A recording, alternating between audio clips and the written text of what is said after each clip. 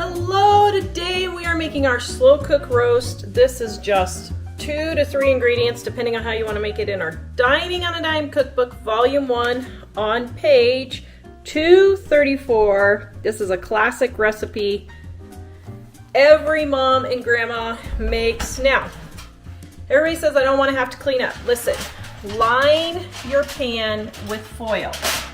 I would rather have you spend money on foil than to go out to eat. This is a whole lot cheaper. Now, I got this roast right here. You can see $3.99 a pound. It was just $2.99 a pound a couple weeks ago, but I got this one back in November, so I'm using it up to get my freezer cleaned out. Now, the one question I get all the time is, what kind of roast do I buy?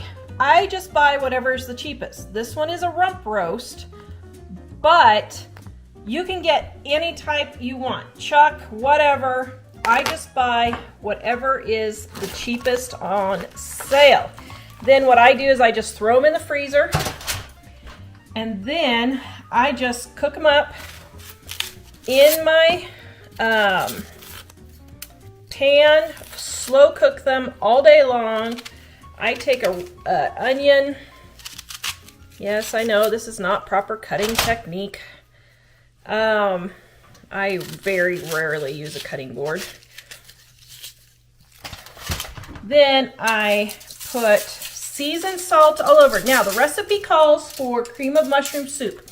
You can use that if you want it. It makes a really nice gravy. I am gluten-free, so I can't use cream of mushroom soup anymore.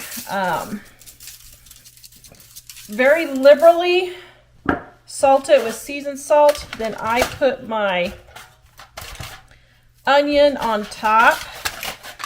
Add some water, 1 to 2 cups, however much you want. Now, I only do that because I want extra gravy. So you can do that if you want, and it just adds a little bit of extra moisture. You don't have to. Then I seal it with another piece of foil. I set my oven to 250 degrees. Yes, that is correct. And then I just let it cook all day long. It is 11 o'clock in the morning, so I'm going to turn my heat up to just 350 for an hour. There. Okay. So I'm just turning my heat up because it's 11 o'clock. We're going to eat about 5.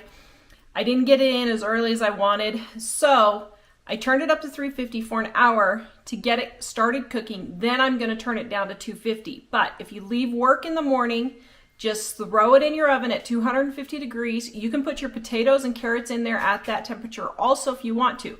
Now, since I'm home, I'm going to wait and put my potatoes and carrots in about 3 o'clock and let them cook about 2 hours as the roast is finishing. Now, check your roast. If it's about an hour before dinner time and your roast is not quite done yet, you should be able to pull it apart with a fork really easy. You can turn your oven back up to 350 and that will get it finished cooking.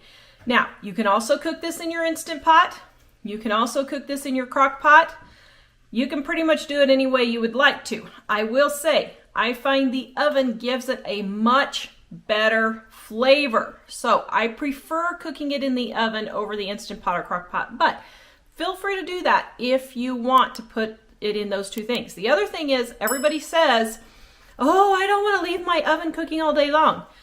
That makes absolutely no sense at all. Absolutely no sense. Do you leave your heater running during the winter? Do you leave your crock pot running? Do you leave your Instant Pot running? Anything that produces heat, including your oven, is safe to run in your house all day long. I don't know why people have this paranoia about the oven, but please do not let that stop you from using your oven. Your oven is perfectly safe to be running all day long on low to cook your slow cooked roast. Mike said if it's not, you shouldn't be cooking in it, and he's right. Okay, we're gonna let this cook for 5 or 6 hours, and then we're gonna come back and show you what it looks like. I think it's done. I didn't put the baked potatoes in, but, ooh, it's not done yet. Okay, so I'm gonna cook it for a little bit longer, maybe an hour longer. Yeah, it should just fall apart, right? It should just fall apart. Yep, it's not ready yet. Okay, so since I already have it open and everything, I'm gonna take and put the juice over the top. I might go another 1 or 2 hours. Go in there. Oh yum, it smells delicious. Okay, put it back in the oven and let it finish cooking. And I am going to turn the heat up to probably 280 or so. Well, we'll do 300.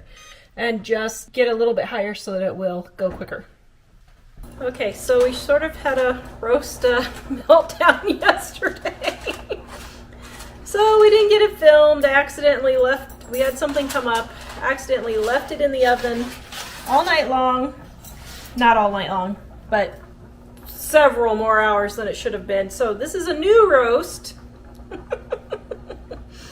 And I will show you, see how it just falls apart just like that. I always put the fat side up, that way the fat goes into the meat and it gets it all nice and juicy. But look how tender that is. I also, when I make a roast like this, take and pour some of the juices over, and that makes it even more moist before I take and make gravy out of the juices.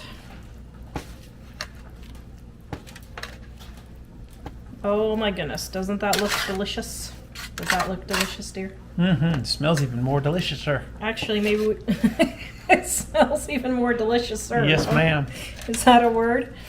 All this juice is going to be used for my gravy. I have French dip here. Probably should have turned on the lights. Turn on the lights real quick.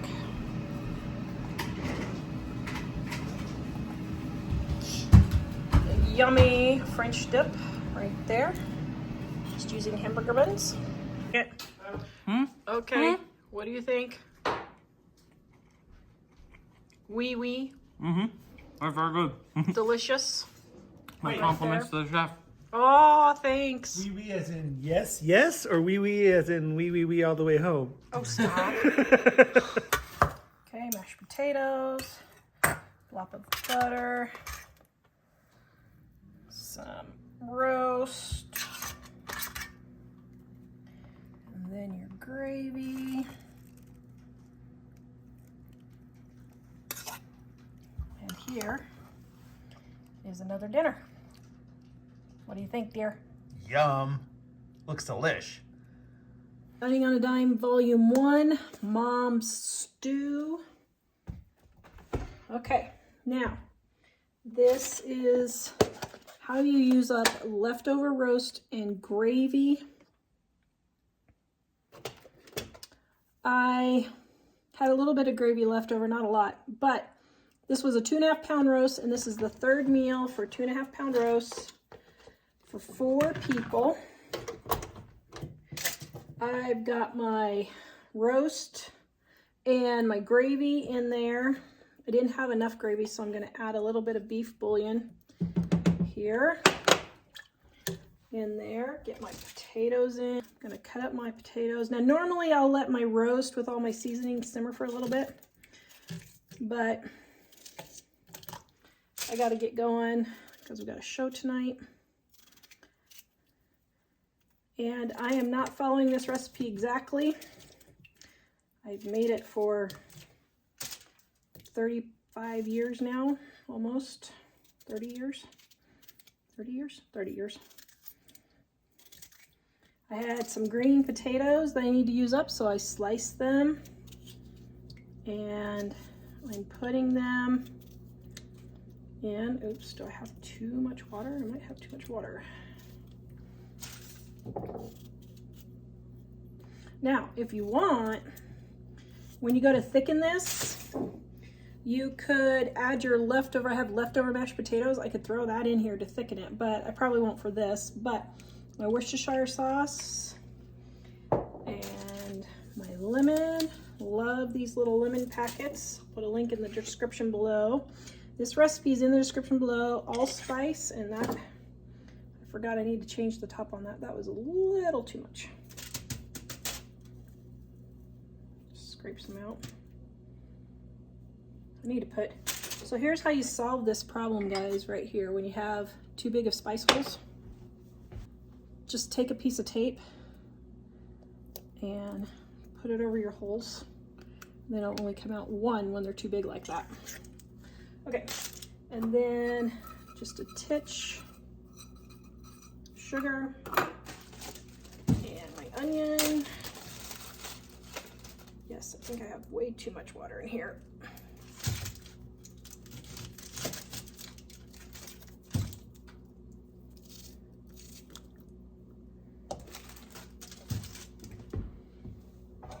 Okay, I was trying this little pan, but it's not gonna work.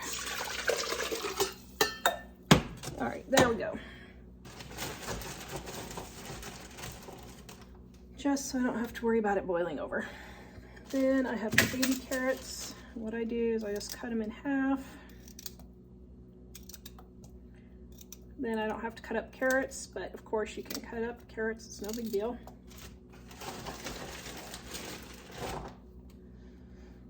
Then if you want, you can make up some cornbread or biscuits is what we normally serve with this.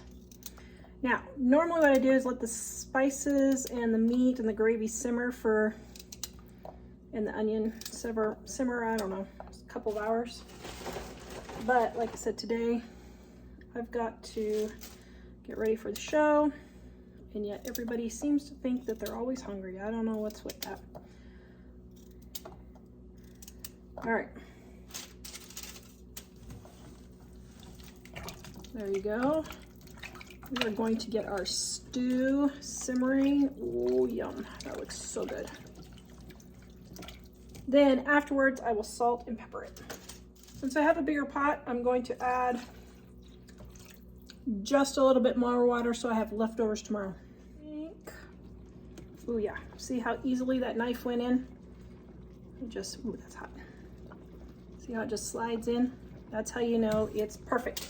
Okay, I have cornstarch and water in here. You can use flour or arrowroot, or like I said, if you have leftover mashed potatoes from your roast, you could add that in there. I'm gonna pour in my cornstarch and water mixture and let it thicken. Okay, while I do that, I'm gonna add my seasoned salt. This seasoned salt I use in pretty much every single recipe I cook. That's why it sits on my stove. It just has, well, first of all, you can find the recipe below and in our Dining on a Dime cookbook. It's just the homemade seasoned salt, but it's got salt, paprika, pepper, garlic, onion, and that's it. All right, and then usually I add a little extra salt because the world needs more salt, people. Yes, it does. Okay, we're gonna taste and see.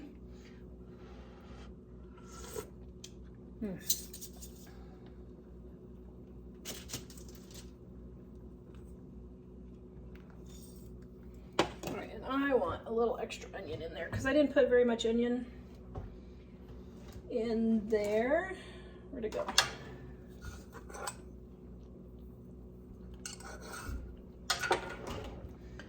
All right.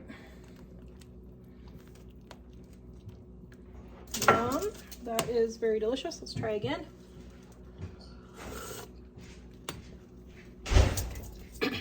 Still needs more salt. Yes, very delicious.